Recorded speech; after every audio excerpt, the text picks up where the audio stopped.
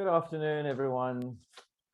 I do really enjoy that video, yeah, hats off to Rashik and his team at our Future Cities. It's really great to have everyone on board, and happy Friday. My name is Sean Dayton. I am looking forward to counting down the last few hours into this long weekend. It's a very important long weekend, one where come Monday we will be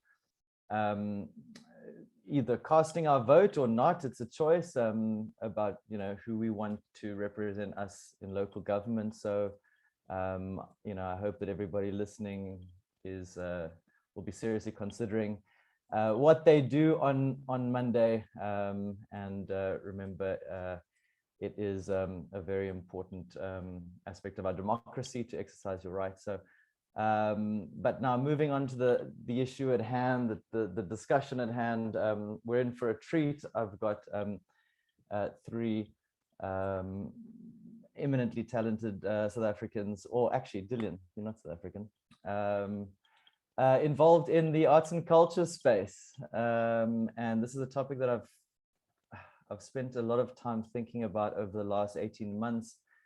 Since our cities went into their first lockdown, since our cities sort of started emptying out, when people were no longer able to socially interact in physical space in ways that we've always, been used to. And I think over the last 18 months, we've really seen a demonstrable decline in vibrancy and activation, all of the stuff that us urbanists are always talking about, and with that, I think has come a lot of a big sort of decline in our sort of general confidence and our morale. So I would like to introduce everybody to our three panelists. The first person I have the pleasure of introducing is Karen Green from the Subiqua Arts Center. Hello, Karen, and fantastic to have met you today. Karen holds a master's degree in arts and culture management from Wits University. As an arts and culture manager, advocate, and trainer, her passion is driven, it's driven by an interest in collaborative, collective, and inclusive development using relevant, responsive, and sustainable approaches to increase access, knowledge, and capacity for effectively addressing social challenges. Karen, did I get that right? Absolutely, thanks. Right. Then we've got Dillian S. Piri, a social sculptor who's made his mark in the African creative industry. He's also the founder and CEO of Creative Nestlings. I know through that platform, him and Marco know each other. Creative Nestlings, from, I believe it's your LinkedIn page, Dillian, excuse me for using that, is a democratized gathering place for young African creatives centered on creativity, curiosity, and an entrepreneurial mindset. Nice to have made your introduction as well today, Dillian. And then finally, Marco Morgan, also here in Cape Town with me. I think Karen and Dillian are both dialing in from Johannesburg. Marco is an urbanist. He's worked in various spheres of government, consulting. He's, I understand, also consulting to the V&A waterfront around placemaking and cultural management. After studying town and regional planning, he worked as a city planner for government. Marco, is that correct? Yeah, for provincial.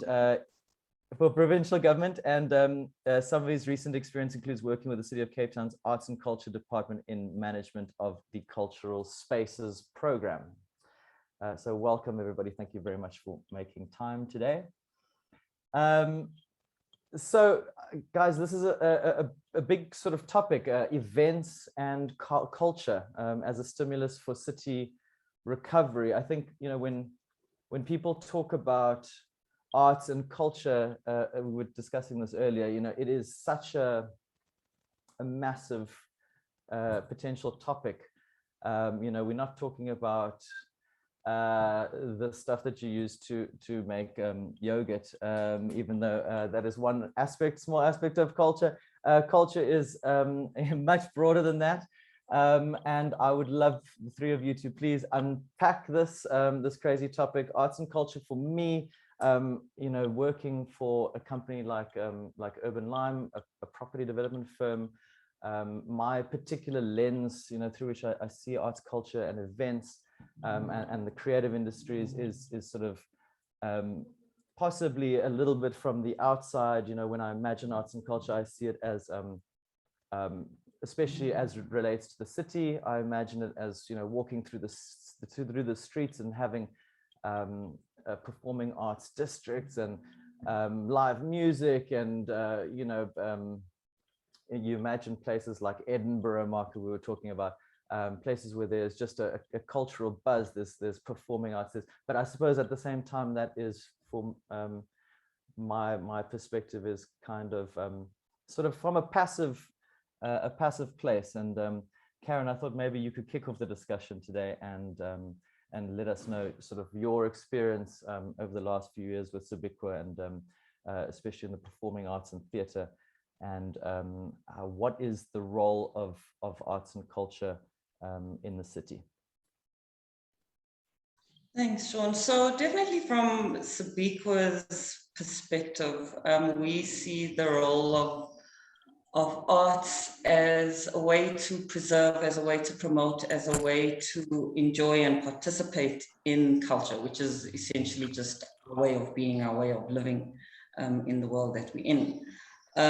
In terms of arts and culture in relation to the city, I suppose, I mean, it's really difficult because there are so many levels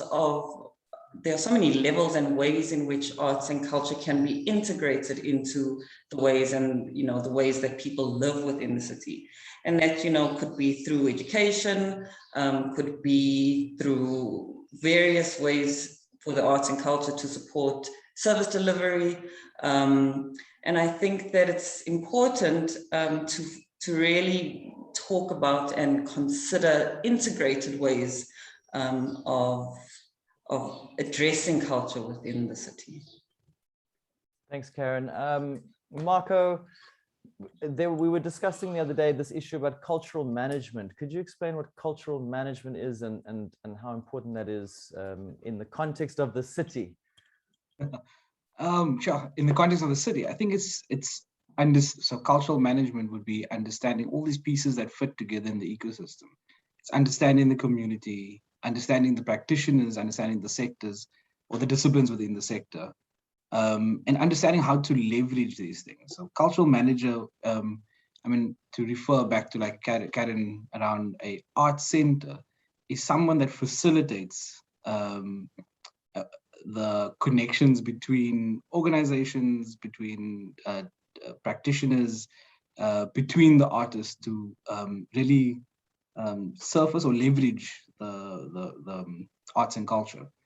And so I think for me, thinking through that on a much broader scale in the city, it's really thinking through the lens of understanding your community, not through a census or not looking at the numbers, but understanding who is your community and what is the culture, what's that history, that heritage, and then knowing how to surface some of those things.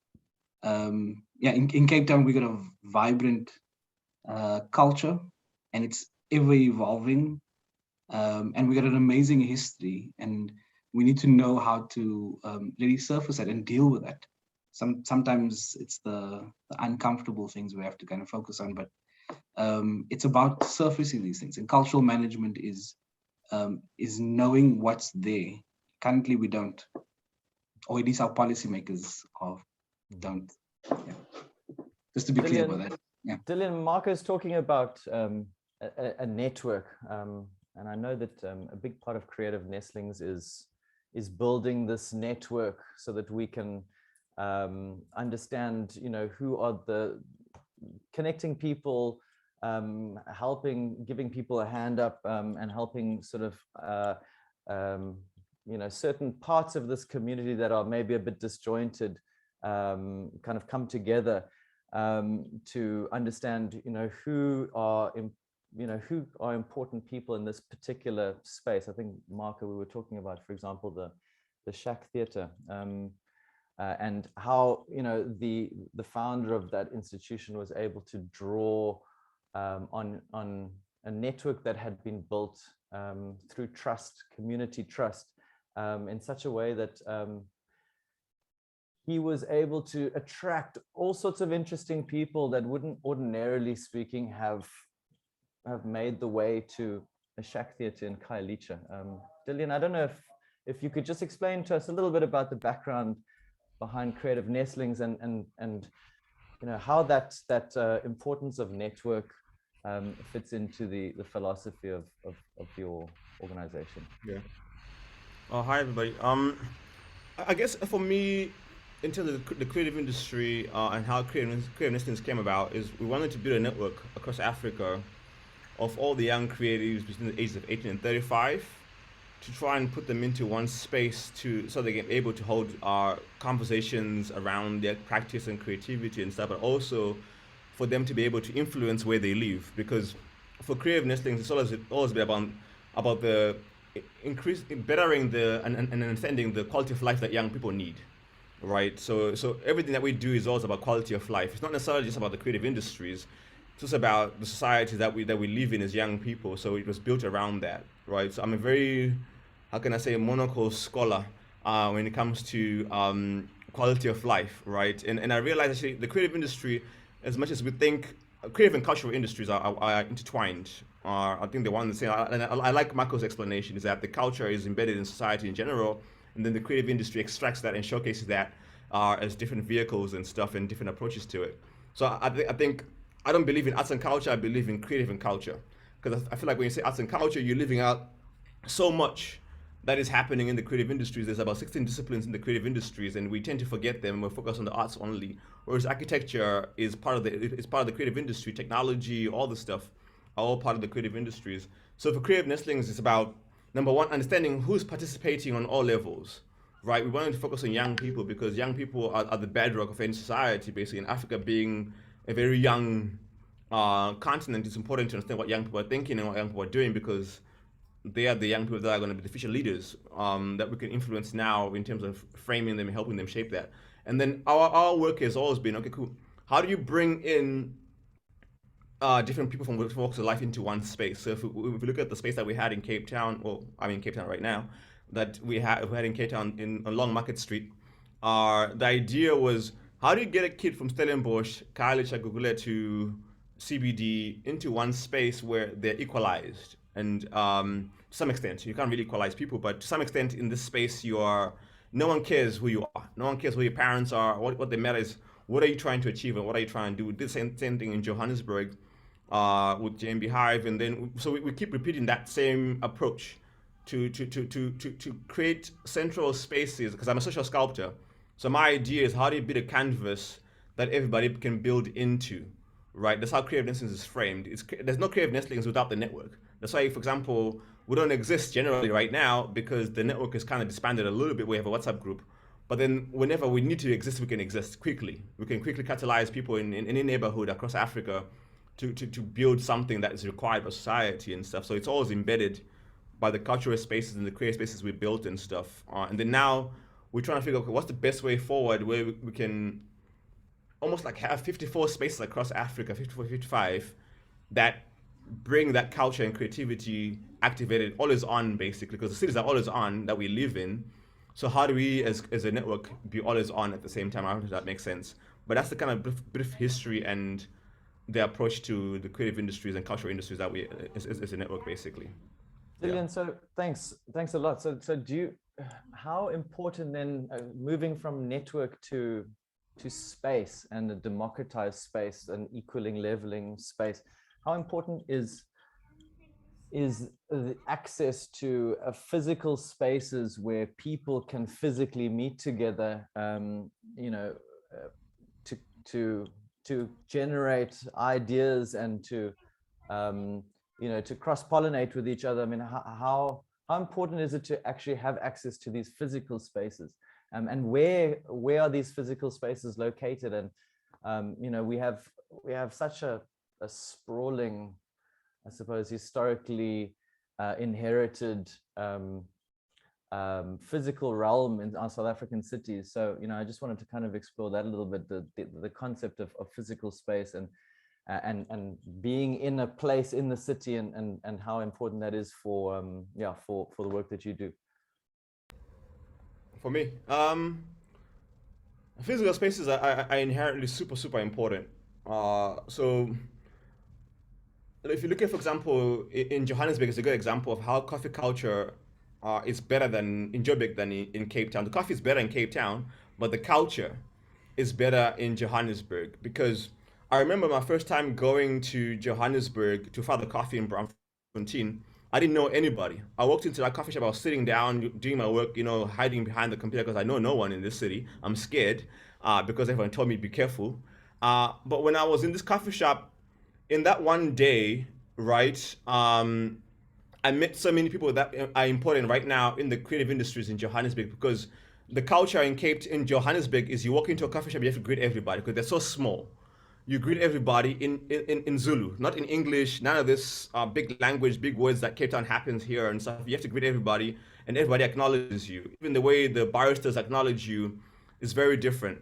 So physical space becomes very important because it's the only place where you can walk in to this space and really be able to meet people for the first time that you normally would not have a conversation with, because they are behind email addresses, they are behind certain corners and neighborhoods and stuff, particularly in Cape Town. You know, you walk into Rosetta, no one greets you. It's so small, but not a single soul will greet you in a friendly way. So spaces become very integral in terms of being able to engage on equalized manner, like, because in that moment you're humans, you're in one space. And so for me, space has always been that one space. Like, physical spaces are very important, that anyone can walk into that physical space and feel like they're welcome, and they're able to really even have engagement in a normal conversation without having to showcase their portfolio.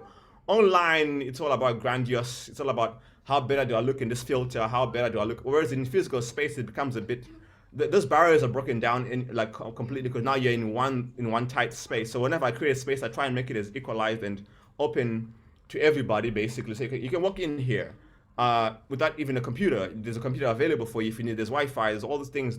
Then you can participate. Now, what matters is about what can you bring to the table. What value can you create for yourself, for everybody else here. That's why I think physical spaces are super important from my experience in my travels, and also building spaces also. I don't know if that makes sense. Yeah. Absolutely. Sure. Thanks, Julian. Yeah, look, I think for me, there's also an aspect of spontaneity, especially in the location of spaces and the accessibility, and yeah, I suppose how accessible they are to someone who's just passing by. You know, whereas a lot of our cultural spaces seem to be destination places where you know I'm going to this theater tonight, I'm driving on the way in, I'm driving specifically for that purpose. Whereas in a lot of other parts of the world, it seems like, you know, there is just a lot more opportunity for spontaneous exposure to arts and culture. I don't know, Karen, maybe I don't know if you have anything to say about that. And also I know that you know, the idea of democratized space is also quite an important concept for you. I mean, I definitely think in terms of the arts and culture spaces, and I'm really talking from my perspective of working within a community arts center. I definitely think that these spaces could be leveraged more through partnership to be better utilized and maximized for people within the sector, as well as for the kind of general civic. If we are talking about arts and culture spaces being integrated within the city and part of the democracy kind of project, which in my opinion is essentially what they should be, right? So we based in Benoni in the city of Ekurhuleni, and service a community of people who don't have much other access to spaces where they can engage and participate in arts and culture activities. And I mean, what's sad, and why I say that it would be really nice to build partnerships, cross-sector, multi-level, government to community, community to arts center kind of partnerships between different institutions and spaces within the city, is that there are also so many spaces and buildings. And I know I've heard a lot of practitioners talking about how difficult it is to access space, whether it is for rehearsal or for recording an album or just a gallery space. And in previous conference, there was a lot of conversation around the fact that there are quite a few buildings that are vacant and that could be better used for arts, culture, and kind of civic purposes. But apparently just too much red tape around how to actually get access to them. And are you talking about this in a sort of a public sector context? Because obviously there's also opportunities created now by huge vacancies in the office market with private sector developers who have all this space and this urgent need to activate this space. Do you think there are opportunities there, or do you think the first port of call is really still the public sector? I mean, it's difficult at just kind of having an understanding of our kind of network and community of artists that we engage with regularly, and not to mention the difficulties that have come with COVID in relation to money that artists have available for space, let alone survival. And I just don't, I mean, I would, I suppose that's a partnership in my mind too, that the private sector should partner with the public sector in some way to make these regenerated spaces accessible to everybody, not just people who can afford to be there. But I do think that that government has some responsibility in making space available to people to enjoy and participate in their culture, and whether that culture is expressed through the development of and the staging of a play, or whether it's about creating a piece of craft or art. I do think that it needs to be easier and more accessible for people to access space. I mean, it's ridiculously expensive. And I mean, there've been a lot of conversations around, is it possible for NGOs or startup organizations and companies to get some kind of incentive, whether it's about a reduced rent or re-looking at how the lights and water are paid. But when you kind of add up all the overheads, it makes it really very difficult for young, emerging, and even a centre like Zabikwa to really sustain the space that we need to do our work in. I just wanted to, so for example, just personally with Zabikwa, what type of space is it? I mean, are you paying rent? I know that Bros Small, it started in his house. And it's kind of grown organically since then.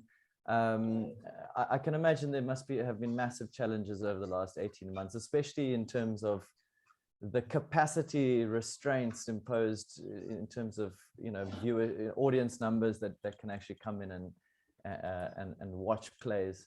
I don't know if it must have just been super difficult.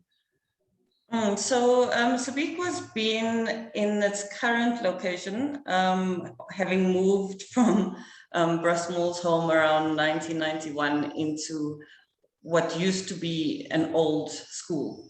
It used to be a high school, and the building next door to us remains the other part of that high school, but it's completely dilapidated. I mean, Zabikwa over the years has had to do incredible fundraising to refurbish the space into what it is now, which is a usable, well-resourced facility. We got quite a lot of international support in the beginning, and a lot of support from the Department of Sports, Arts and Culture to really refurbish and develop the space into a space that is usable and feasible for the performing arts. But not, I mean, many organizations and companies are not privileged to have their own space. So, you know, we balance out the challenges of how difficult it's been to maintain with the privilege of having a space. Yeah, absolutely. Look, when I sent that first email to you guys a few days ago, we were talking, I was just sort of trying to clear my head, I guess, and talk about this or sort of expand on this idea of the difficulty to measure the value that arts and culture brings. And, you know, I really do feel that if we had a better way of, or if we had a better way of explaining to the people that sort of these asset managers that that sit in their offices, you know, in Sandton and run the numbers, if we could somehow explain it to them or help measure what value can be unlocked through partnerships with arts and culture organizations, in a way that could convince them to make their spaces available, because of the potential for mixing of uses, and the potential for integration of arts and culture into our everyday lives. You know, I think in South Africa we still have a very, you know, from a spatial planning point of view and a land use point of view, we still like to separate our uses, rather than mixing everything together and you know, having, for example, an office building that at night becomes an arts and culture space, or a space where, you know, young creatives can come and it doesn't have to be income generative, you know, in the normal real estate economics sort of sense. Marco, I know you've been working with the waterfront. Do you have any thoughts on that sort of concept of yeah, how do you measure the value of arts and culture in space? Sean, you mentioned it earlier. You spoke about the vibrancy of cities. You know, and there's a lot of investment into beautification of projects. And when you're sitting in your office and you're overlooking a nice coffee shop that has a vibrant culture or a group of people around it, it adds value to that property. It adds, so investing in the commons, investing in that culture of that community adds value to that city, and in that spaces. From the waterfront's perspective, like, I mean, there's a very clear intent around investing in its commons, but also ensuring that the people feel a sense of ownership, to occupy spaces and bring that sense of vibrancy. So they're quite strategic about this, from very Busker's program and allowing performing arts onto the precinct and nurturing those performing arts, to public art, to large sculptures, and investing into emerging artists occupying certain spaces. So it's very intent through that, from a very economic and commercial perspective. It makes rands and sense, and I think that's the perspective. When we're speaking from a sort of a city governance perspective, it's really about rehumanizing spaces. And we see that word popping up in all of our policies and all of our IDPs about rehumanizing spaces. How do we understand the man in the ground? How do we get that sense of ownership? And that largely is understanding its community, and that community being able to showcase its culture or see its culture reflected in the spaces around. So for the city of Cape Town, it's one thing to see the number of large colonial buildings occupying the city, but at everyday pedestrian scale, it's wanting to see and hear the sounds of community, wanting to see the flower sellers or the traders. That's the vibrancy that brings that vibrancy. And that seems to be missing largely from what we're seeing in the city centers right now, and somehow needs to be nurtured. it can't be left up to chance. I think that's the thing. It has to be, like Dillian was speaking about social sculpture. It has to be designed in many ways. So what do you use to catalyze? What spaces do we use to catalyze things? And then often, sometimes it's not, it doesn't need to be designed by the city or provided by the city. It just needs to be enabled by the city, and the community is willing and very much able to occupy these spaces and bring vibrancy back to the city. But it's about understanding what are those enabling infrastructures and mechanisms there. Yeah, so I mean, I don't know, the city has a buskers program. It's really good. The events processes for doing events is incredibly difficult. And it pushes many people out of the city to do events. So it's all these sort of things that prevent vibrancy from occupying sort of the formal spaces. Marco, Dillian, I'm gonna bring you in just now, but just a quick one on the buskers. Why do you see so few buskers actually? I mean, I know that there is a busker policy, and this is just a small part of this discussion, but. So at the waterfront, it's quite prevalent at the waterfront. Absolutely. I mean, you can see there's a whole vision, there's a plan. You know, people realize its importance, but you know, in the streets, the public realm, the truly public realm, you don't really see it. It's invested. So I can give you an example of the waterfront. It's not just creating the space for the busker to perform, for them to get money, but it's also investing into the artist. So there's it's somewhat of an incubation program where somebody that enters into the buskers program at the waterfront, he's taught how to run his business, how to do his financials, to assist him, give him studio time, and then also support them in going to other festivals. So there's a nurturing of a community, nurturing of the arts, and that gets reflected into the precinct. What this, like, I mean, it's not necessarily to poke holes at the city, but I think the opportunities is much more immense, but also the challenges there. So how do you invest in those disciplines? How do you invest in those artists? And how do you provide the enabling opportunities for them to access their spaces? And largely with the city, the inner city, it's got to do with the business owners and negotiating the business owners to allow for buskers to be in certain spaces, and who takes priority in those spaces. So whether the restaurant doesn't want a guy playing a guitar, a blind man playing a guitar, or the business park that doesn't want that guy there, you know. So it's about who takes priority in the city. And for me, the understanding of the role of the city is to regulate that space, but not favor in that way. It needs to represent and sort of regulate in that sense.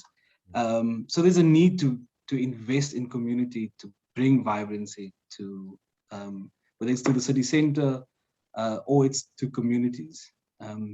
Yeah, can I just end off at one point before, because Karen spoke about the importance of the community center. And there was a guy named Gerard Hag that wrote that every town should have one. He said that there's a need for community centers. This was a key part of our development policy coming into New South Africa, was to have these community centers. It somehow disappeared from our policies. And so we need to invite that back into are we dealing with these harsh spaces? How do we sort of deal with the everyday modernity? You know, like, how do we deal with those spaces? And community centers are he refers to it as an antidote, and largely it's an antidote for peace in those spaces, but also an opportunity for it's an economic and social opportunity. Yeah, cool. So a lot of respect for what you do, Karen. Thanks, Marcos. Dillian, I'd like to bring you in and kind of segue now to a part of the discussion that looks more at how do we, I suppose, we were talking about measuring the value and the importance of this, and trying to explain it to, I suppose, you know, the people who have, you know, in positions of power. And I suppose, you know, now I'd like to just hear your thoughts on, what is the potential of our creative industries incubating our young creatives and arts and culture in rebuilding our city? I suppose both from a social development point of view and an economic development point of view, and anything else that you might have to add. Yeah, thanks for that. I don't know. I'm doing this exercise lately of trying to go back to the basics of the creative industries and cultural industries, basically. To first, let's try and remap them and understand them, because I think the reason why we're not able to sell them to the people that have the powers is that I think us as creatives are not necessarily understanding how big we really are in society and how much money we really generate, right? So if you look, for example, the film industry is part of the creative industries, but yet it's somehow, when we're measuring it, we don't necessarily include all of that data, right? Tech is part of that. R&D is part of that. TV and radio is part of that. Fashion is part of that. Like, when we look at the creative industries, its contribution to both the GBT, so the what's it called, the GBP, I think that's what's called. My English is failing me. And just and also just in the vibrancy of cities, right? If you look at all that data and numbers and stuff, right? You clear, okay, cool. Clearly, there's value in this, but somehow, when the policymakers go into the rooms where they're making policies, they forget that they're wearing a Fendi belt. A Fendi belt is part of the creative industries, right? A Gucci is part of the creative industries. A Makosa is part of the creative industries.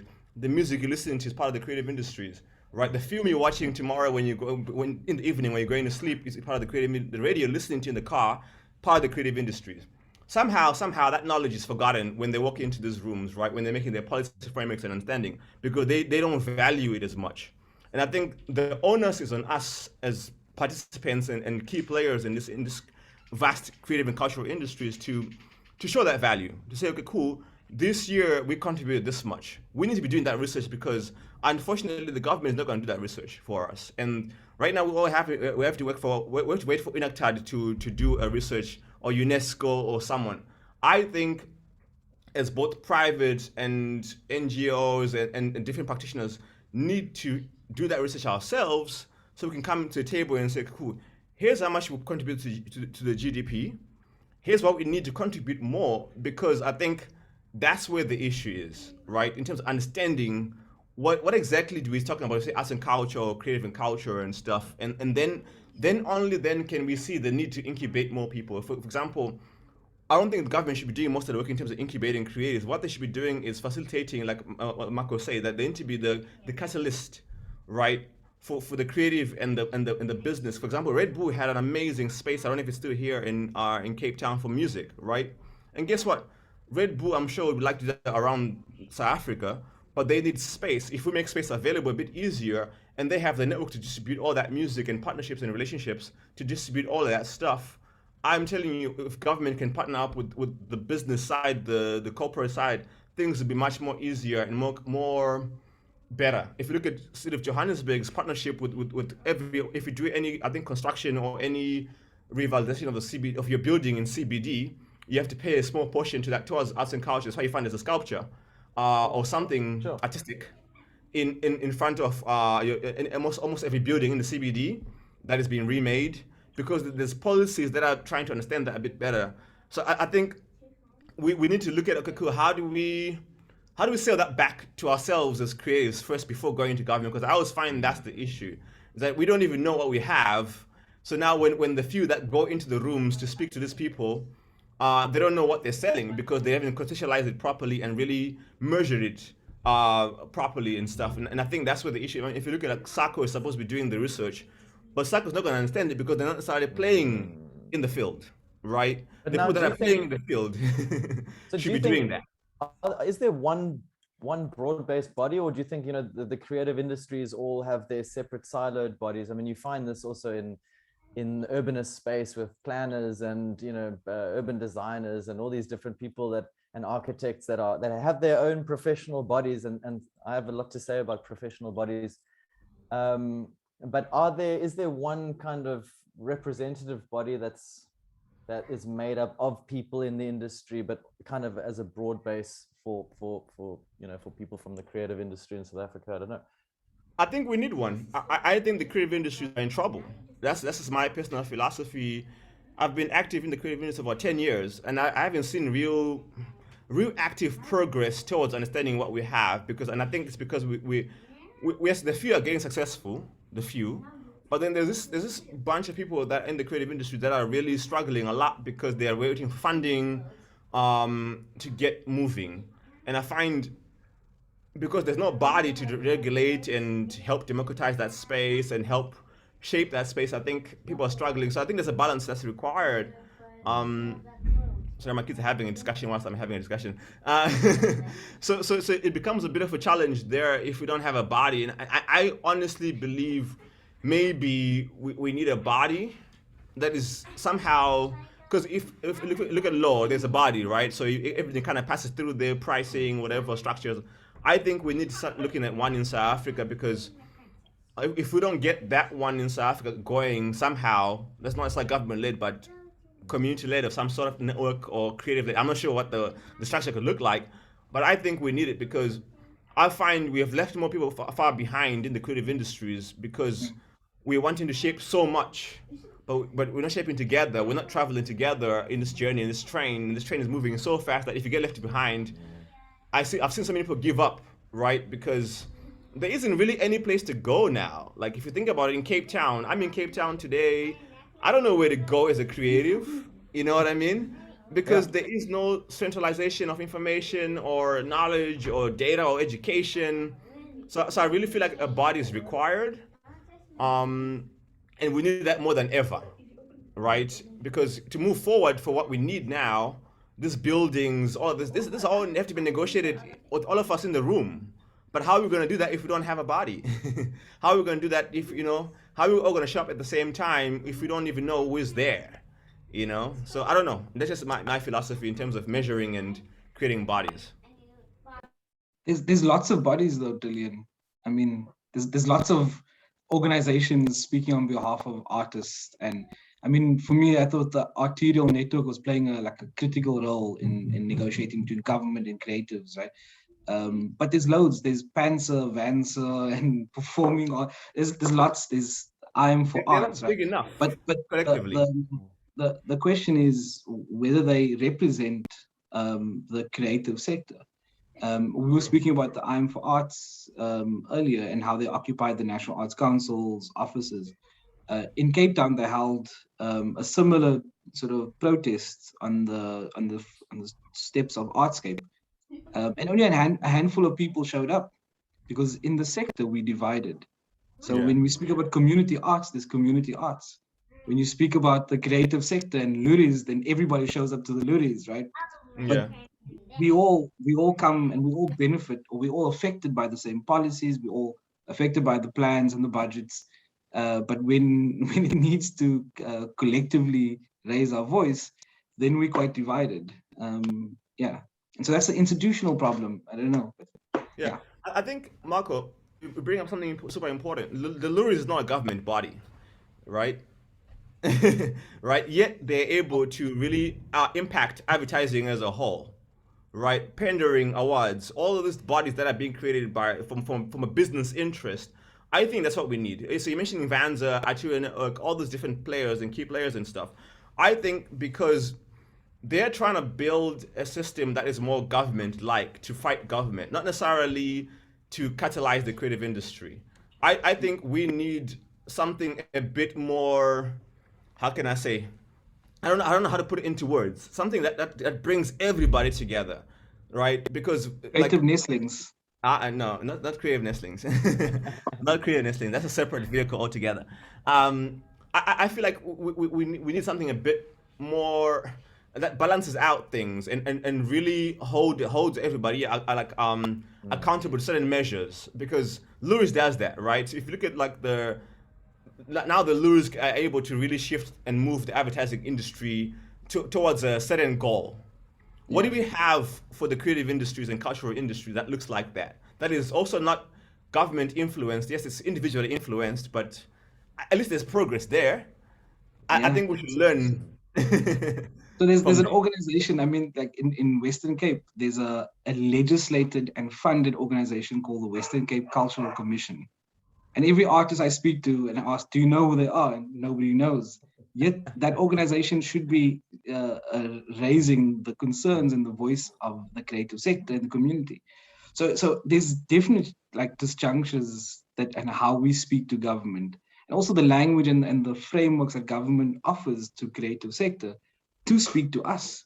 And how, like, I mean, you were speaking of measurement earlier, but I mean, it's those sort of frameworks that government is sort of putting forward.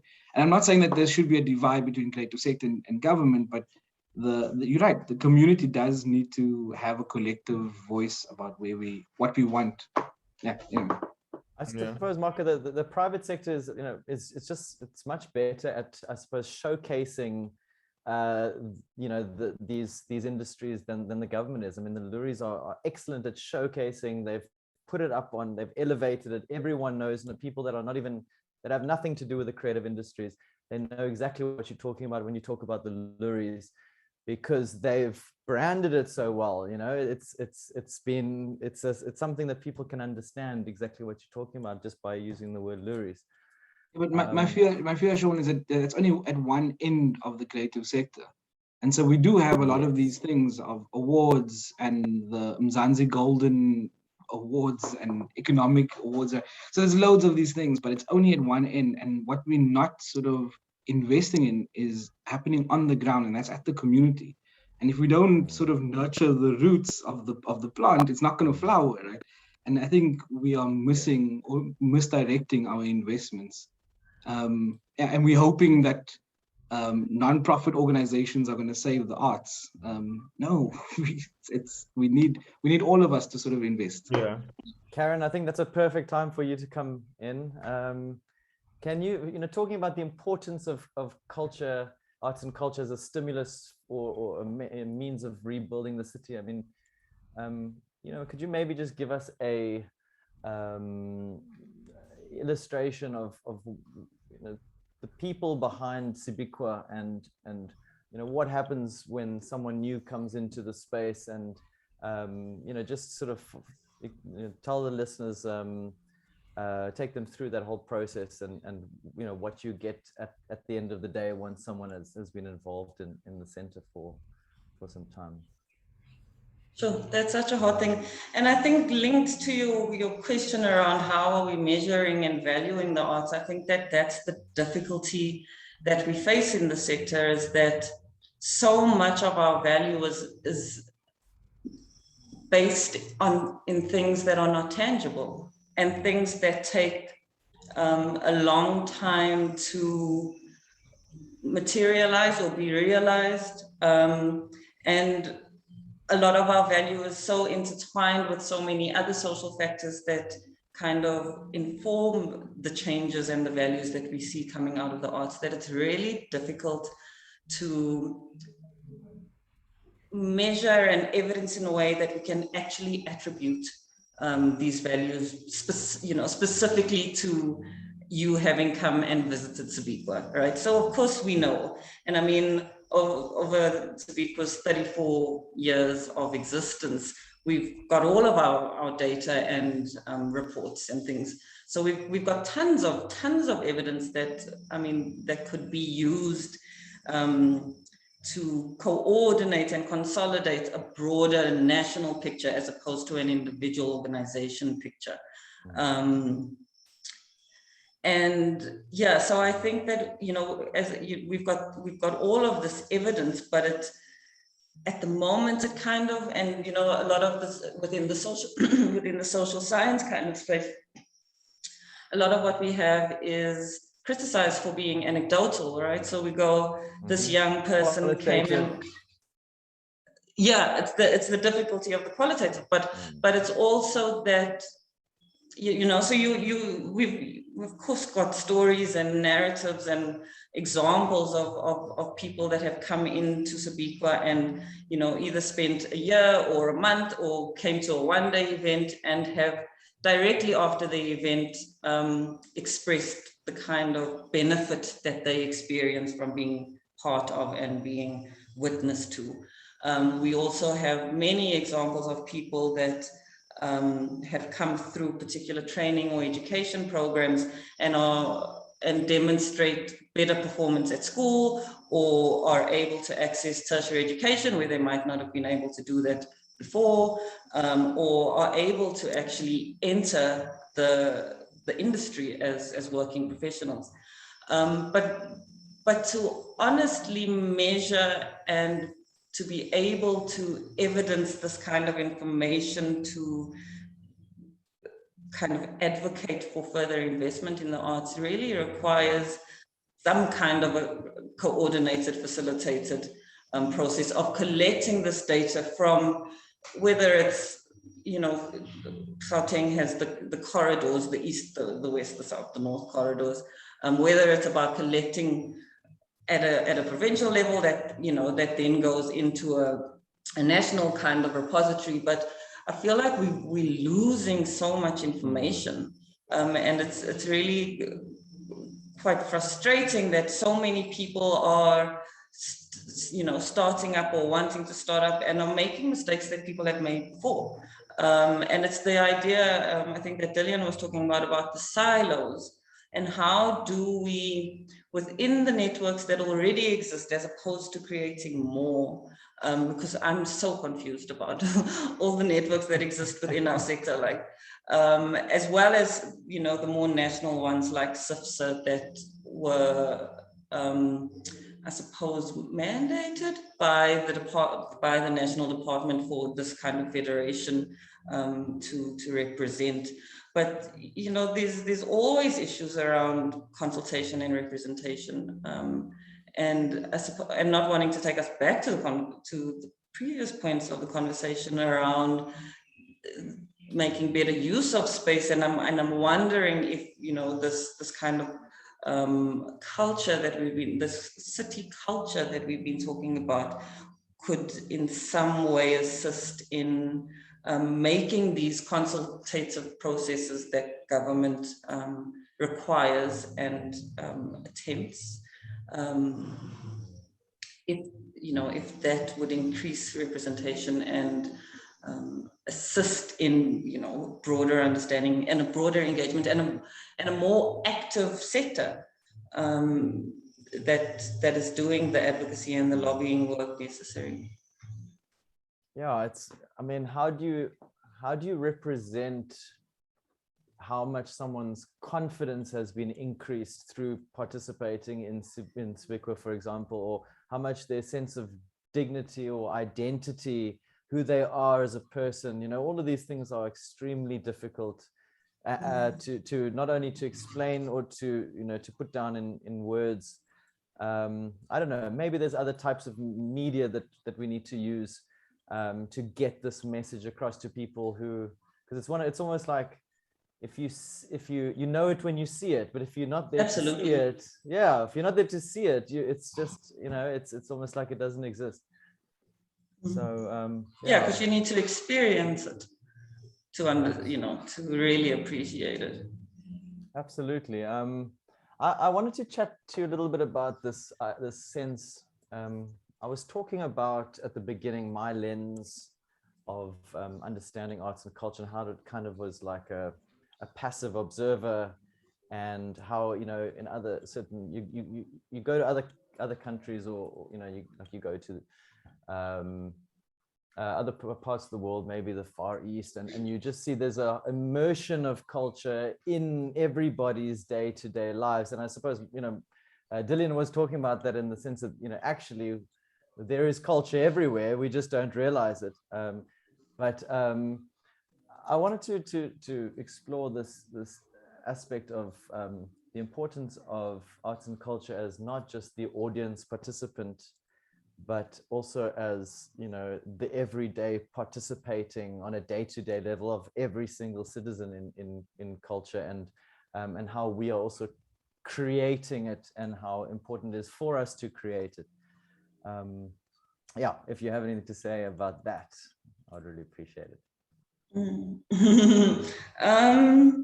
Yeah, I mean, it raises for me issues around or considerations around diversity.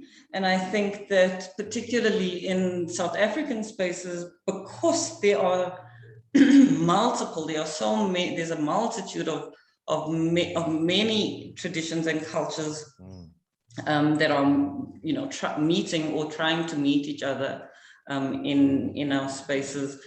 I think that it's really important that an individual is able to express, create, produce the expression of their own individual culture, of their choice, the freedom to be able to do that, but also to be able to participate in the more collective culture, and whether that is a collective culture that is in alignment and resonates with yours as an individual, or whether it's a collective culture that has differences. I think that that's really where the kind of broad social benefit and impact of the arts in terms of a kind of social cohesion, social transformation can happen when people are freely able and enabled to enjoy and to produce their own cultural experience, but also to be able to participate in a collective cultural experience without being discriminated against, you know, or without feeling excluded from, so that a dominant culture does not lead the culture of the collective. I mean, I suppose that is nation building, really, at the end of the day. And that is a massive, massive aspect of arts and culture that we need to promote. I mean, just that alone is super important for South Africa. Yeah, I mean, I really do think South Africa has such a competitive advantage, actually, because of our mix of different cultures and different backgrounds, and these intersections between different cultures can really form the catalyst for innovation and creation of very new, interesting, unique stuff. And at the end of the day, you know, we want to create a society that is unique and different, and that, you know, we sort of set ourselves apart, and we are interesting and not generic, you know. And I suppose, you know, if you look at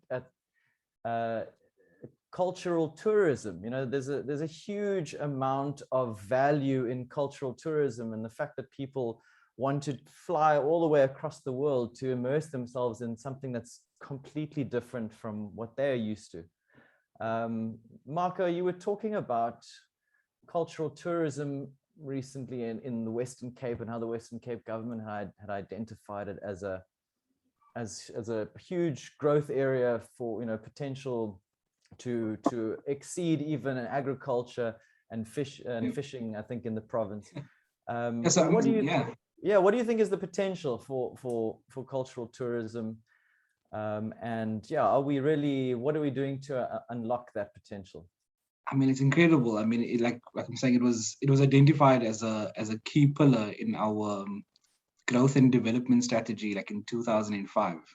And I was looking through some old documents trying to find out, like, you know, where did things go wrong? Like, what happened, right? And I found this thing called the microeconomic development strategy. And it spoke about culture and sort of cultural tourism, but it also spoke about the textile industries. It spoke about film, it spoke about the various disciplines within the sector, right? And the economic potential for this, the opportunity to sort of drive the GDP, but also to create a wealth of jobs within the province. And it was quite clear, it was mapped out, but there were political shifts at that point, and the directives, the policy directives, disappeared in the following administration. And with those policy directives disappearing, that investment into that spaces, into that sector also disappeared. And I mean, we were talking about the heyday of the central city, you know, Cape Town Partnership. Cape Town Partnership, yeah. I think Dillian was also in the office. Yeah. But you had everything was so exciting in that time. Wow. Yeah, the city center was really vibrant, but it was being invested into, and it was driven, and it was largely driven from a safety perspective, but also from a property, driving the property values. So it was driven by a SID model, and arts and culture was a key pillar of driving that. So it has shown up in policy. It shows up all the time in policy, but there's nothing there if you don't sort of find and be very clear about how you develop that ecosystem and sustain it. It falls by the way. And so I think when we're speaking about recovery of city centers, we need to be really intentional about how we're investing into culture in the community, but also how we're leveraging it to drive our recovery. So jobs, but also the sector, right? And then we're talking about events, and I mean, if I speak about the city of Cape Town, it's the bylaws that exist that prevent that vibrancy, that prevent what allows someone to walk through the city and feel like there's a sense of ownership in the city. For Black and brown people walking through the city center, there's a very real there's a lack of ownership because we often don't see ourselves visible in the architecture and the sort of the realm, the you know.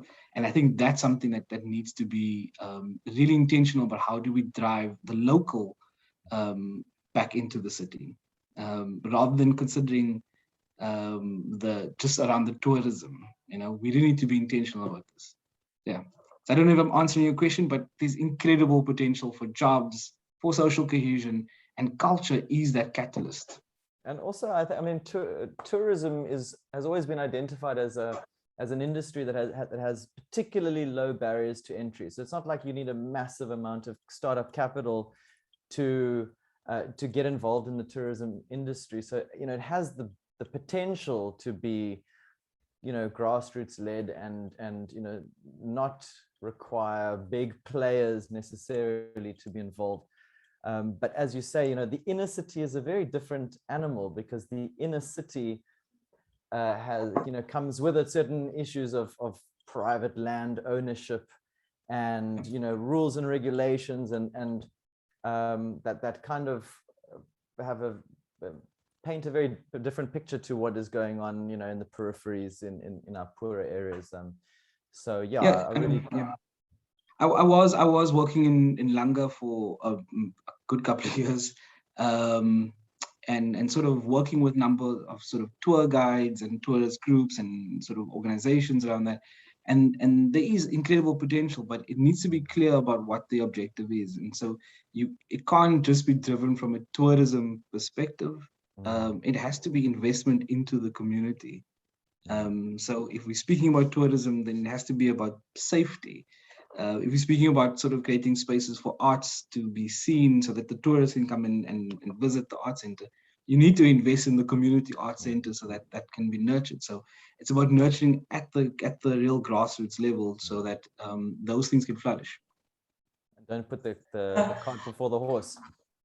Pretty much. And just to add on what Marco's saying is that the people of that space where the tourists are coming are not just the providers of the entertainment, are not just the providers of what the tourists are, the spectacle, that the people of that space are just as able to engage and participate in these tourist activities as much as people that come from outside.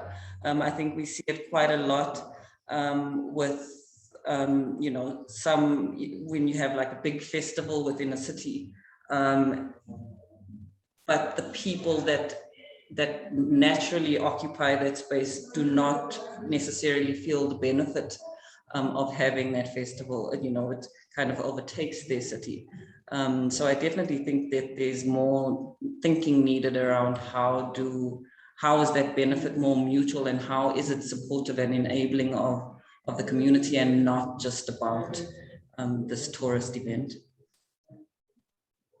Yeah, absolutely. I mean, otherwise it becomes something that loses its authenticity, and also definitely not an equal access, equal democratized environment. I mean, it's absolute different positions of power. So I just wanted to now move on to a little bit, I don't want to go into too much detail, but the sort of the regulatory space and, maybe talking about the white paper. I don't really know anything about that.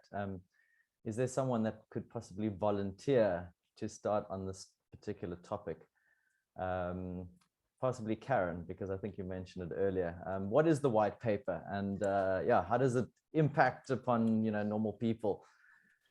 Well, the white paper is really the guiding document to provide a framework for how the arts and culture are supported, engaged with, and developed within our country.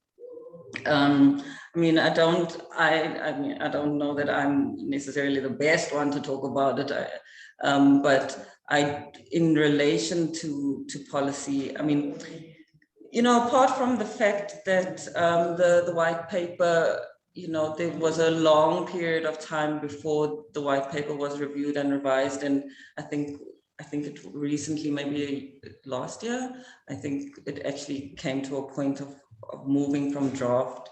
And, I think it's necessary, and I think that it's necessary for our policies to be dynamic.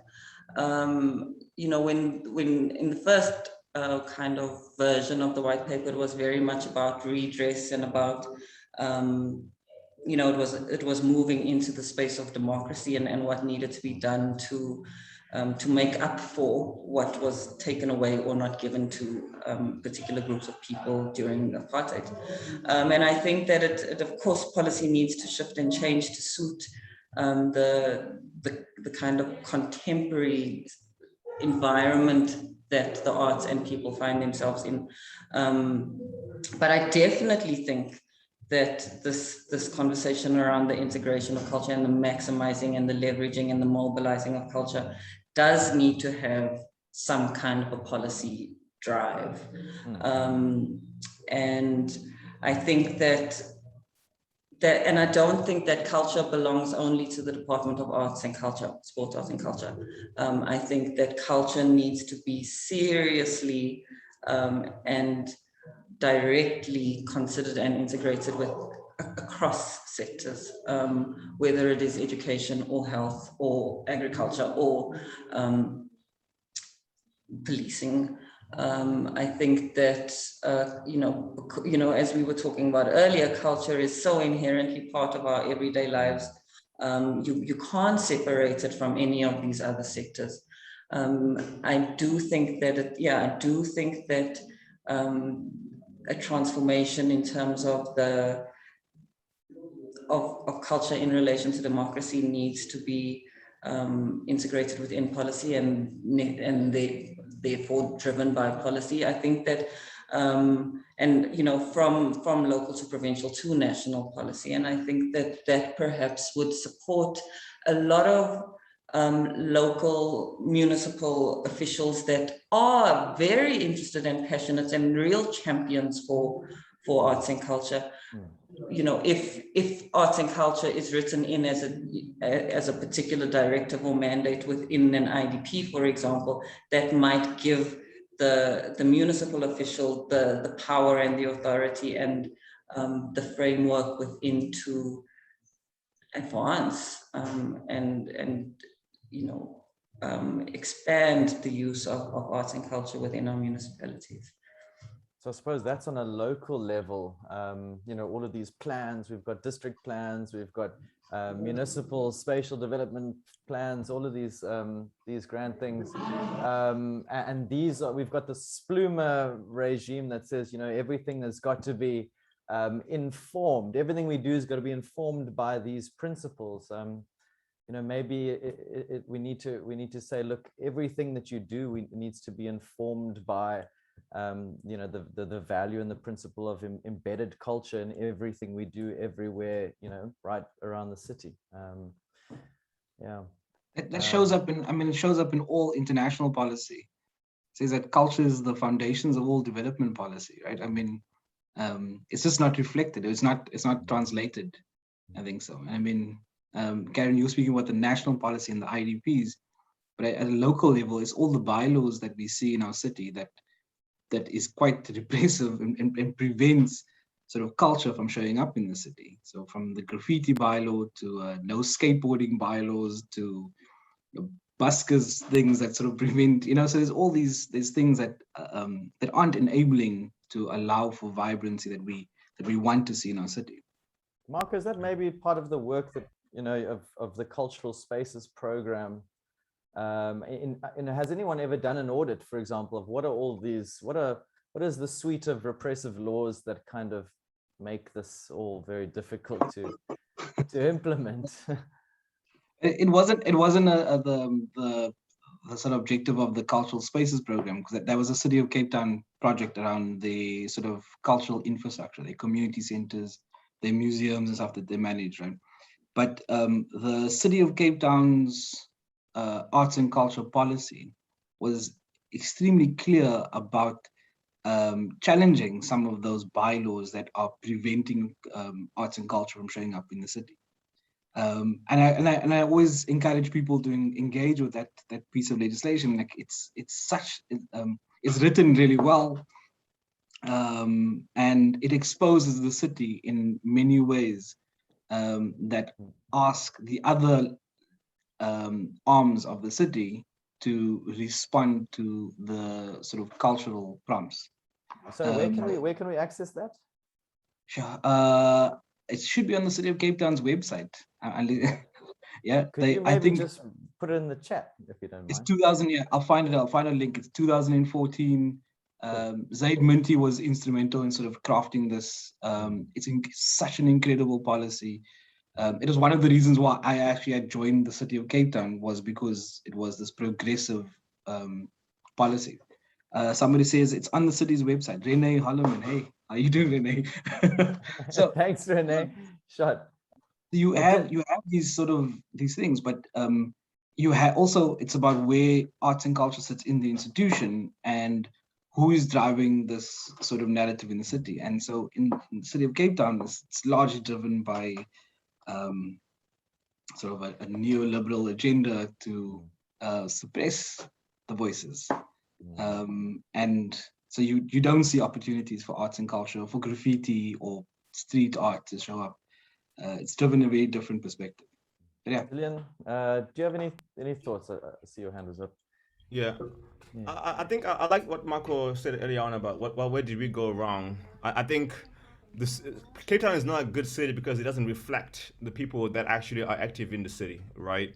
So if you look at the most vibrant areas, the way there's a bit more investment in cleanliness. I worked at Cape Town Partnership for a year and a half, where there's cleanliness and everything. It's all CBD areas, and it's never the areas where the majority of the people that pass through the CBD pass. So it's not close to the train station. It's on Breeze Street, right? That's where the culture and heritage, and then Bokab side because tourists go there. But it's not necessarily where the people are. So, and I think that's where we went wrong. That the city forgot about the people that live in the city, right? That are active in the city, that are working in the city.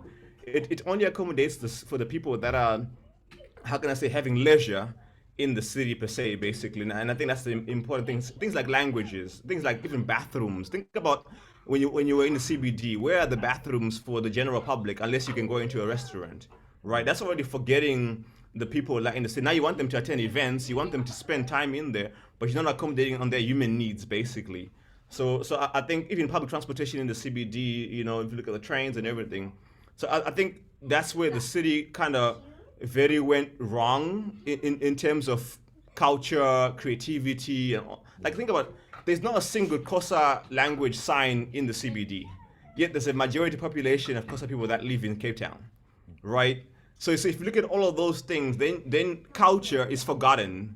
What is mattering is the one that they assume is going to spend the big bucks and is going to enjoy this performance, but not necessarily people that are creating and living and really experiencing the city on a day-to-day basis, right? There's a whole joke around the mass migration at 5 o'clock, which is about now, 4:30 to 5 o'clock, there's a mass migration out of the CBD, right? Think about what culture are people consuming the entire journey when they're going home? Zero, right? But they were here to perform and participate and create for the CBD people that are living here for a few days. That's why I'm not a fan of cultural tourism. I'm because I find that what it does, it creates not so great jobs, but it creates jobs, I guess, which is what's required. It creates not so great jobs that the people that are supposed to be experiencing this on a day-to-day basis are not necessarily enjoying it. It waits for November, December, time and a bit of January, and that's about it. But what about the rest of the time and the rest of the people that are here on a regular basis that are actively creating the culture? Because culture is evolving, right? It's being made as we go and stuff.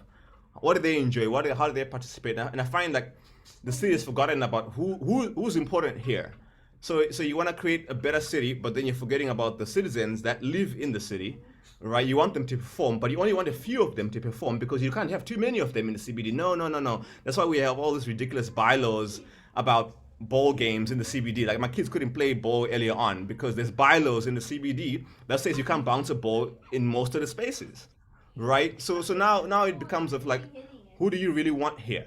You don't want us clearly, but you want us to feed into it so you can get your tourists here, but you don't want us here to actively But Dillian, participate. what I find strange is that is it actually what tourists want? Because, you know, I'm looking at our what we invest in terms of public art, for example, and you go along the promenade and you see like the you know the Wayfarer sunglasses and all this very generic stuff that like you could be anywhere in the world. It doesn't, you know, you don't feel like I am here in South Africa. I am in a particular place. You know, it seems like we like to invest in stuff that's generic, world class or whatever, but it actually doesn't. It's just generic, and it doesn't really give you any sense of where you really are. Even though, you know, we've got deep house music that is like fantastic, you know, that is like world beating stuff, and people want to come and experience that, but it just seems like there isn't really an opportunity to do that here. You know what it is? It's safety. You don't want a deep house event down the road here in CBD because you know that black people are going to show up, right? So now that becomes a safety issue, right? Even the tourists. How do you experience deep house without black people? I don't understand.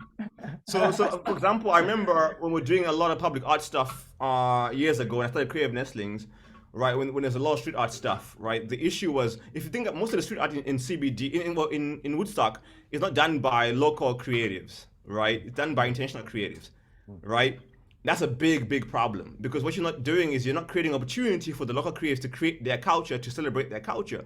You're okay with Shepherd Ferry flying down all the way from America in an expensive airplane to get here to paint a mural, right? They're okay with that. But now you want to give us Kumbuzo, who's an amazing street artist, to create a mural in the CBD, right? There was even a pipeline in collaboration with brands and city and all that kind of stuff to bring all these artists down to South Africa to paint these murals. But the local people were not necessarily getting the same opportunities. They were being trained, right? The people on the ground, they're being trained by these big artists and stuff. So that's where we went wrong, is that we invested in the wrong people, right? People are here to experience something different, but when they get here, it's all boring. I won't lie. Once you've seen it once, it's too late now. You're not coming back to Cape Town that much, except for the beach and stuff, right? But the thing is, I think the city is afraid of its residents, of its true residents and citizens, being able to showcase their culture in these, right, in these spaces and stuff. Because if we're truly there, then there would be no graffiti bylaw all the time. That does not make sense most of the time. There should be walls across CBD where you can paint anytime. But I don't think there's one in CBD. I think it's one outside CBD, if I'm not mistaken. All these bridges that are blank and everything, they should be full of graffiti and murals, because guess what? You that's the art. That's what people are looking for when they come into to Cape Town, right? And that's the issue. I think we tend to, I don't know, there's this weird safety thing that happens in the city, that you don't want certain people because they do certain things. When we used to do this when I was based in Cape Town, we used to do this small interventions at the promenade. We would have beatboxing in the promenade, right, in the city, like in here in Cape Town CBD, where the buses used to stop by and taxi ranks and stuff. You'd get kicked out because what are you doing? You're causing commotion. You're like, what commotion? People are enjoying it. What commotion are we causing? That's culture. That's people performing in the space. But there's this Basca laws and all that kind of stuff, which I don't understand. Which I understand at the same time, your safety is an issue. But I think the city needs to choose, right, who's important here, and who do you invest into a lot of resources to experiment, to create, to innovate, right? Because if you don't allow, if you're controlling that innovation, then it's not going to be innovation. It's going to be just, what you want. That's just my personal view of what went wrong. Dillian, thank you. Listen, okay, I have to be mindful of time. I'm getting wrap-up messages and warning signs, and there's things going off in the background here. So I think we have about 10 minutes. Could the three of you now sort of try and, recap all of the stuff that we've covered, today, and try and sort of figure out a way forward here? Tangible steps is what we're really looking for, and small things, not grand plans, but I think I'm going to ask each of the three of you if you could just try and discuss a few small steps that we can take to leverage arts and culture and events to help rebuild our cities. Marco, I'm going to start with you. Yeah, I must also put like a disclaimer in saying that the city of Cape Town isn't all that bad as an administration. There's an amazing arts and culture team, and they do real amazing work. There's progressive policies in that space. I think the hardest thing is to get the creative community to engage and participate and leverage what is sort of in that space. And to large extent, like in any sort of development, is for communities to hold the city accountable to what their promises are. And so you have an amazing policy, you have to hold them accountable to its promise and its investment into that space.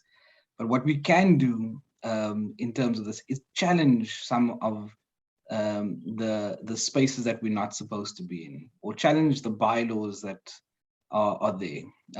Like whether it's the homeless bylaw, or whether it's the skateboarding bylaw, or whether it's the events bylaw, we need to engage with it and challenge it, and not surrender or retreat to other spaces. I think that we need to occupy to a large extent, and then force the city and its administrations and its politicians and its ward councillors to acknowledge the importance of culture at a local level. Yeah. Amen. Dillian, over to you. What are your tangible steps? Tangible steps.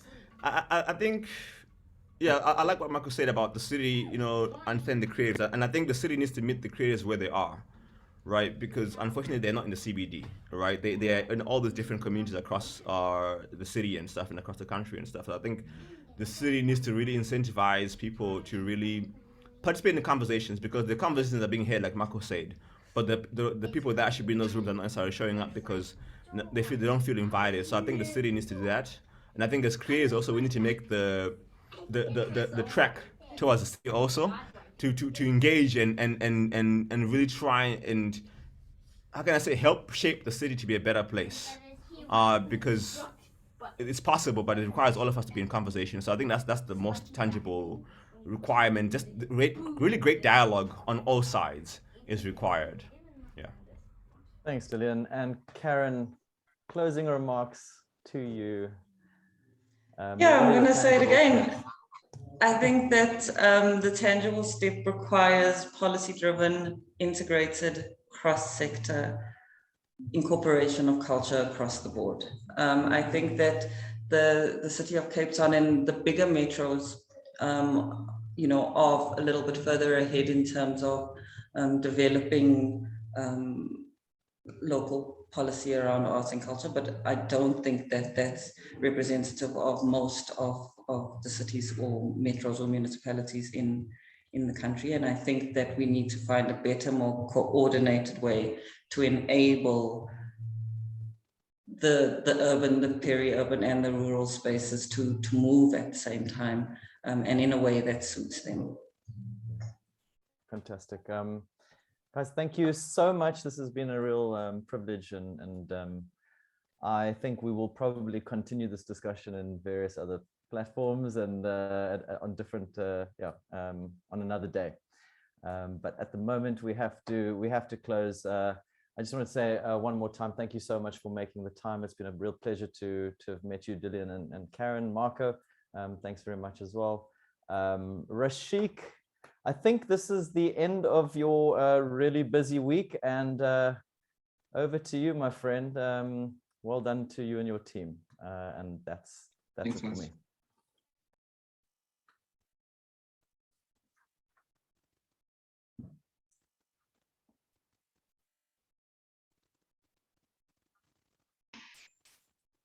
Thank you very much, Sean.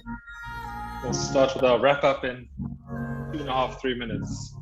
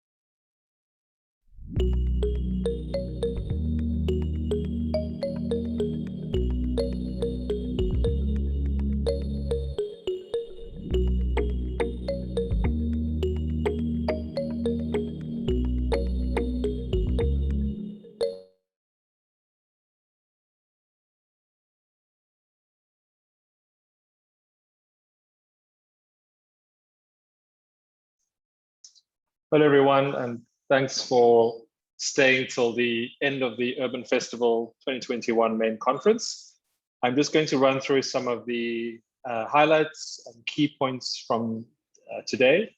There were 4 amazing sessions, and like yesterday, somehow there were links between all of them, which was surprising, but also not surprising, given that cities are not one-dimensional spaces.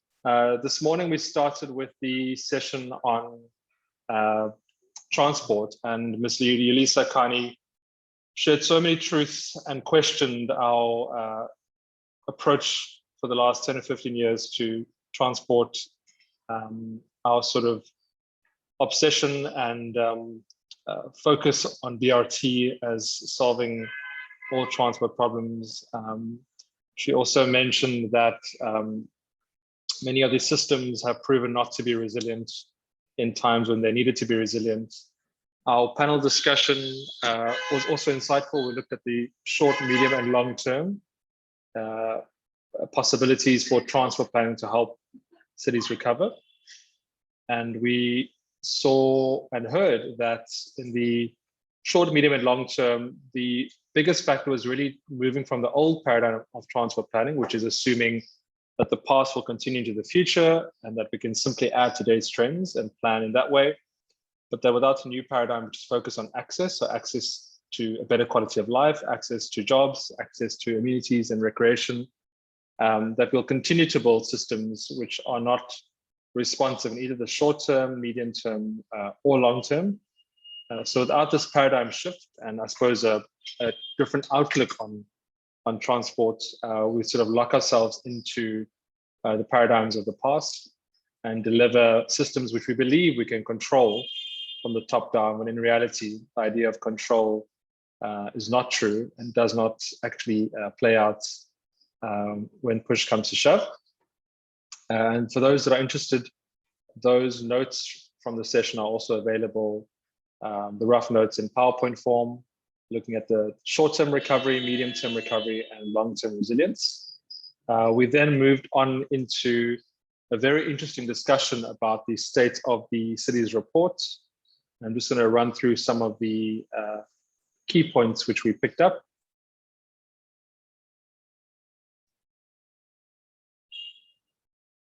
This is a discussion with the CEO of the South African Cities Network, Sithole Mbanga, and the clear message was that there's need for more compassion between the different spheres of government and governance, and that instead of grouping people, we need to really look at the individual and the problems that we face on an individual level.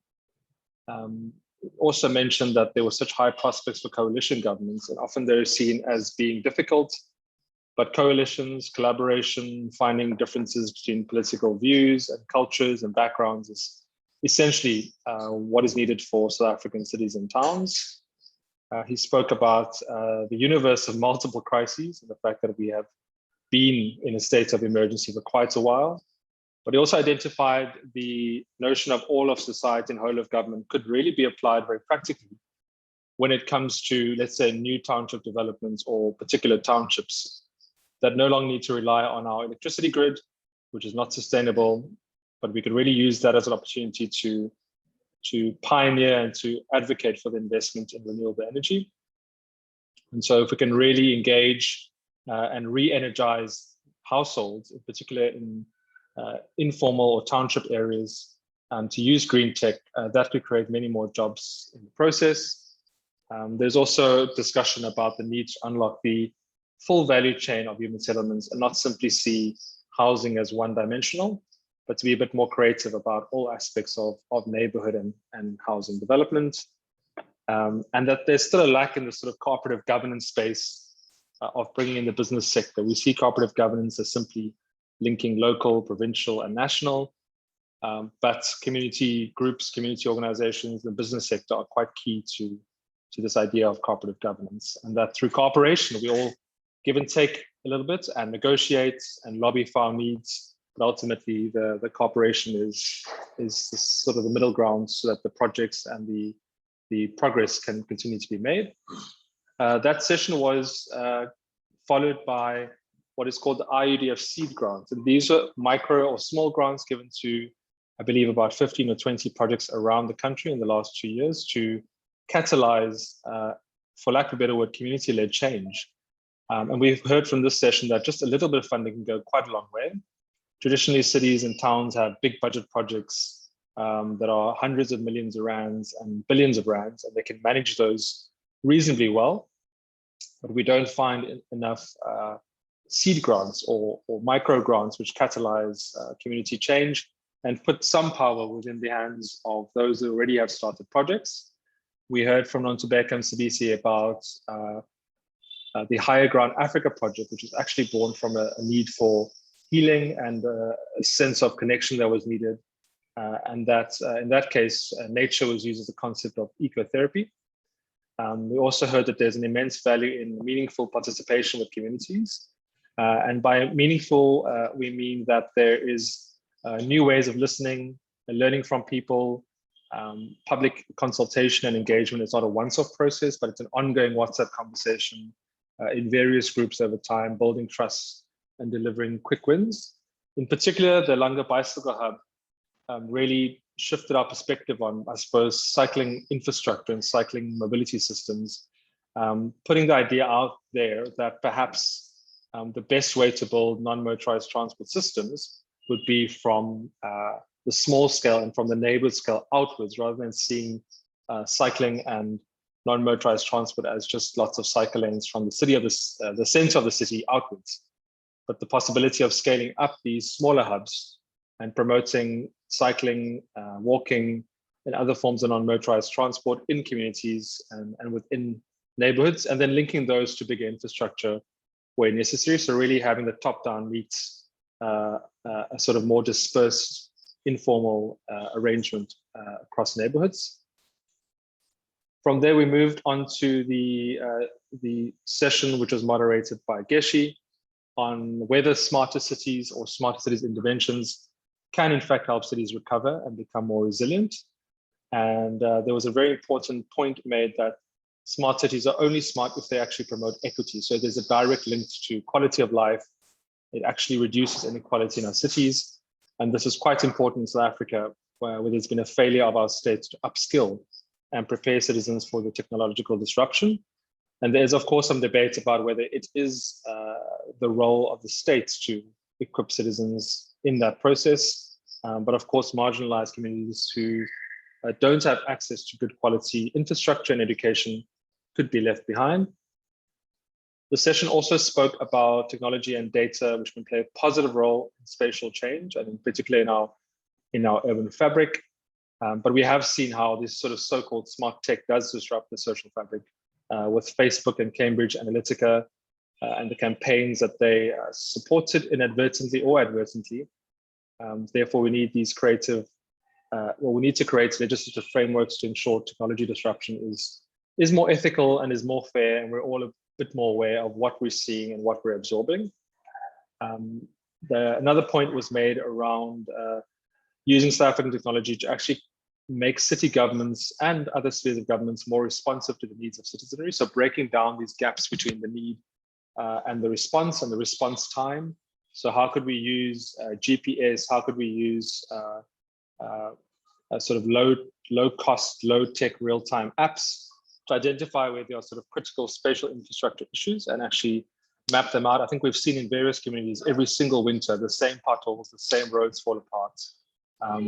So it's vital that we improve access to accurate data as a tool for advocacy and to ensure that there's a greater responsiveness and sort of building up these communities of urbanites and advocacy groups at various levels.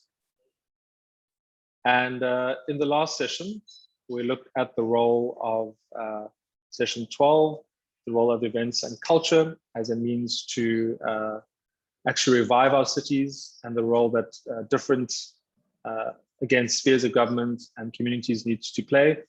We heard a lot of advocacy around the need for community centers to be revived, to be programmed and supported and maintained. So they need to be taken seriously.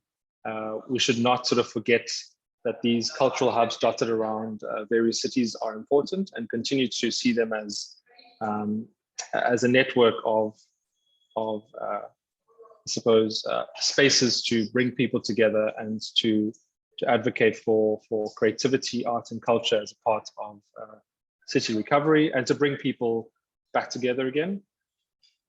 There was a lot of discussion around the need to not simply look at arts, culture, and events as being focused on tourists, but using our local arts groups and community groups as a driver for domestic and international tourism. There were questions around which spheres of governments actually sort of have the mandate around culture and arts, and the role of promoting these various sectors. There was still talk about the need of spaces, whether they be small or large spaces, and the fact that there are public buildings and floors of public buildings or retail ground level spaces which are not yet, for various red tape reasons, not being released to groups to use and to connect.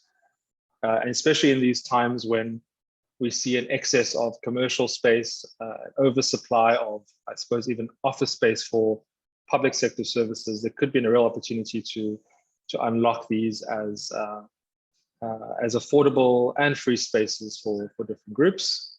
And there's also discussion around how different cities engage with their creative sectors and how we should embrace the differences in Cape Town and Johannesburg and other places, and at the same time try to build these audiences and their connection to arts, culture, and creativity, and not assume that museums and cultural institutions alone will be enough to bring people there. There are also some amazing comments in the chat that we saw around economic value being the only measure. So there's a tendency only to look at the creative, cultural, and art sectors as an economic contributor to GDP and GGP. And we should look to find new ways of measuring impact. So how do we measure or form evaluation frameworks? This is from Renee Holman. What are the other evaluation frameworks to actually measure the value to society in terms of, I suppose, health, social cohesion, building tolerance, reducing xenophobia, creating safe spaces for expression of all groups, those that are minority groups and those that are marginalized. So those are some of the amazing points and threads. I'm not sure if my team or Sean wants to add any further points from today.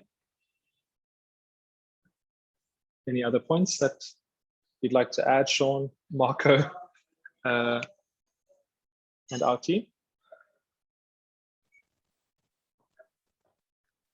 Thanks, Rashik. Yeah, look, I think we just need to make these spaces available throughout the cities, and we really do need to focus on our community centers. We need to invest a bit in their upkeep, and we need to, rather than just, I suppose, golf courses, make city land available for these sorts of places, for grassroots, ground level cultural practice, and I think that we can really make an attractive, lively, vibrant city if we do that. Thanks so much, Sean. So that's our 15-minute wrap up of day 3 of our main conference. Just that everyone is reminded, on Sunday, well, let's start with Saturday. Tomorrow at 9 outside the Cape Town Central Library, there's the bicycle bus to Langa Bicycle Hub and back. So if you have a bicycle, you'd like to rent one, you could rent directly from the Langa Bicycle Hub. That starts at 9 tomorrow. On Sunday, there's a World Cities program starting at 10 on Zoom, where they'll be announcing the winners of the My City, My Lens poster competition. We'll hear from some of the activations over the last few days, and we'll sort of close off the Urban Festival by reflecting on some of the key outcomes and some of the big ideas across the entire festival, really. And of course, each day of the conference was live on YouTube, so the full day of day 1, day 2, and day 3 is available already to watch, rewind, select your favorite session, and catch up in our YouTube live recordings. And then, of course, there'll be some summaries that will be available in the coming 2 or 3 weeks for each and every session. And we hope to continue to connect with all those who attended the Urban Festival main conference. So thank you very much to all our speakers, moderators, and panelists throughout today. It's been another non-boring day of the conference and a jam-packed Friday. And thanks to, in particular, to Sean, Marco, Dillian, Karen for finishing the Urban Festival conference in such a high note and reminding us that we're human after all. And we long for connection, excitement, and ways to express culture and ourselves and our identities in our cities and towns are the best places to do that. So on that note, thank you very much, everyone, and see you at the Langa Bicycle Bus and hopefully on Sunday for World Cities Day at 10 o'clock in the morning. Cheers, everyone.